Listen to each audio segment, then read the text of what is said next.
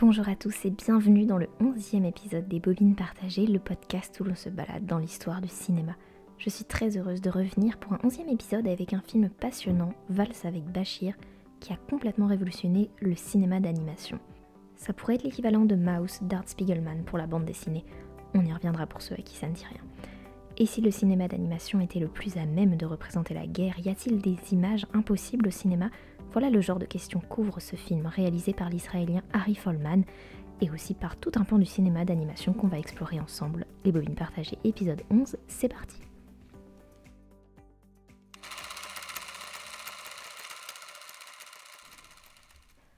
Né en 1962, le réalisateur de ce film, Harry Folman, vient du documentaire Ça aura son importance. Il commence sa carrière par un passage par l'audiovisuel en réalisant des documentaires pour la télévision sur des territoires occupés par Israël à Gaza. Il se lance dans le long métrage en 1995. Pour l'instant, ce n'est pas encore de l'animation. Valse avec Bachir date de 2008 et il s'agit de son 3e film seulement et son premier film d'animation. Valse avec Bachir ouvre un champ des possibles assez démentiel pour l'animation puisqu'il s'agit d'un documentaire basé sur un récit autobiographique. C'est la propre histoire d'Harry Folman mise en dessin. Tout commence quand Harry Folman rencontre un ami perdu de vue depuis plus de 20 ans avec qui il a fait son service militaire en 1982 lors de l'invasion par Israël du Liban.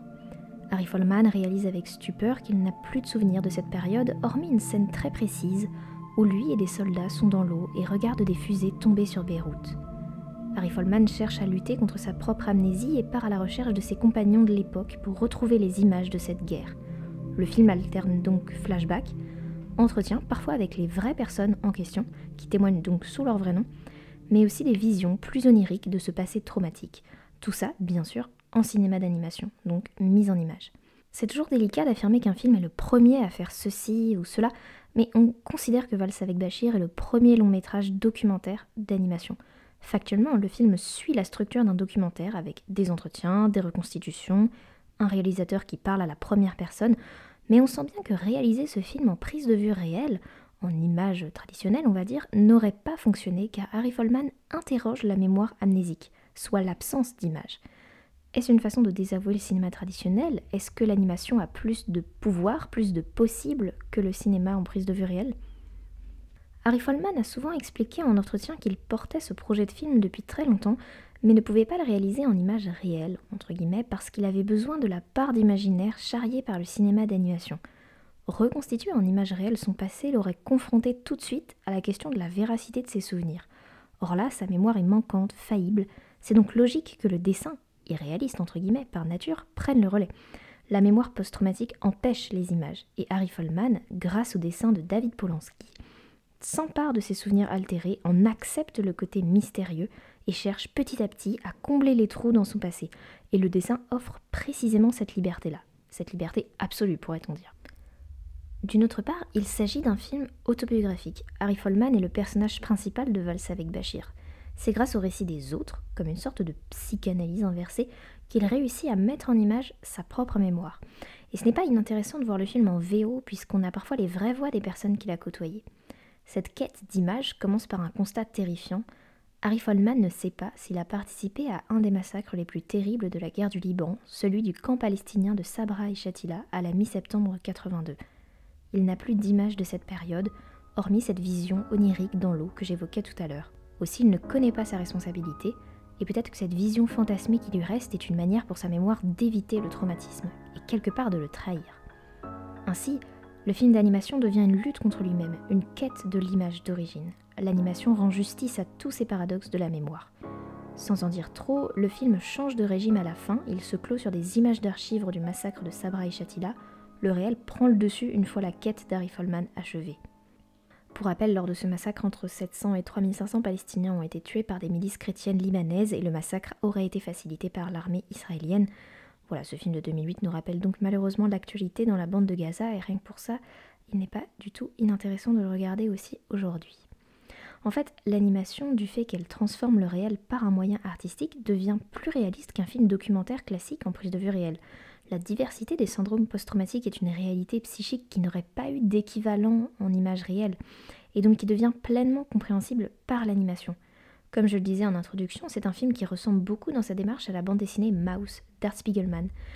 C'est une bande dessinée dans laquelle l'auteur raconte les souvenirs de déportation de son père en représentant les juifs par des souris. Comme dans Valse avec Bachir, on a un recours au dessin qui permet d'évacuer des événements graphiques trop insoutenables.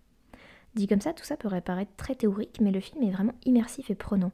Je pense que le qualifier de chef-d'œuvre ne serait pas galvaudé parce qu'au-delà de cette réflexion qu'ouvre le film sur la possibilité et la limite des images, c'est d'abord un film vraiment saisissant à réserver à un public adulte d'ailleurs. C'est un film dur mais émouvant, en partie grâce à la musique stupéfiante de Max Richter. Valse avec Bachir est l'un des films les plus impressionnants sur le sujet de la guerre. Inutile de préciser que le film est ouvertement anti-guerre, on peut s'en douter. Valse avec Bachir s'inscrit dans un pan du cinéma d'animation qui est assez passionnant, qu'on pourrait appeler le film animé de guerre.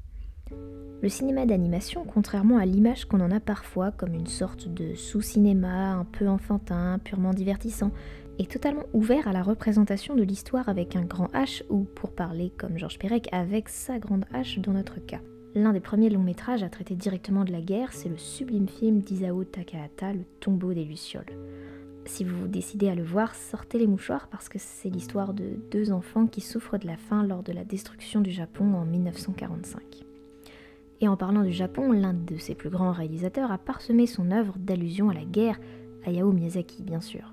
Lui-même a vécu la Seconde Guerre mondiale, son père, ingénieur aéronautique, a participé à l'effort de guerre pour le Japon, et Miyazaki s'empare pleinement de ce passé dans Porco Rosso, dans Le vent se lève, mais aussi dans son dernier film Le garçon et le héron, qui aborde de façon fantasmée le fascisme. Tous ces films permettent d'accepter un réel trop douloureux sans ce passage par l'animation. Et pour ne citer qu'un dernier grand exemple emblématique de ce lien fructueux entre animation et représentation de la guerre, il y a aussi le truculent Persépolis de Marjane Satrapi, sorti quelques mois avant Valse avec Bachir. Ces films cités sont une poignée parmi des centaines qui interrogent la représentation de la guerre. Si vous écoutez ce podcast sur YouTube, n'hésitez pas à glisser d'autres références dans les commentaires par ailleurs. Le dessin animé est-il un pas de côté, une esquive, voire une fuite pour ne pas représenter la guerre ? Ou bien ne serait-il pas plutôt une forme de catharsis, permettant par l'art d'approcher avec réalisme le choc subi par ces images insoutenables ? Si vous voulez prolonger cette réflexion, je vous invite à lire mon article publié sur lajetéjournal.com et évidemment à voir Valse avec Bachir d'Harry Folman, qui n'est pas seulement un classique, je dirais, du cinéma d'animation, mais un immense film tout court. Il ne me reste plus qu'à remercier la radio Fréquence qui diffuse nos podcasts, mon copain pour tous ses conseils et vous, chers auditeurs, pour votre écoute. Quant à moi, je vous dis à la prochaine.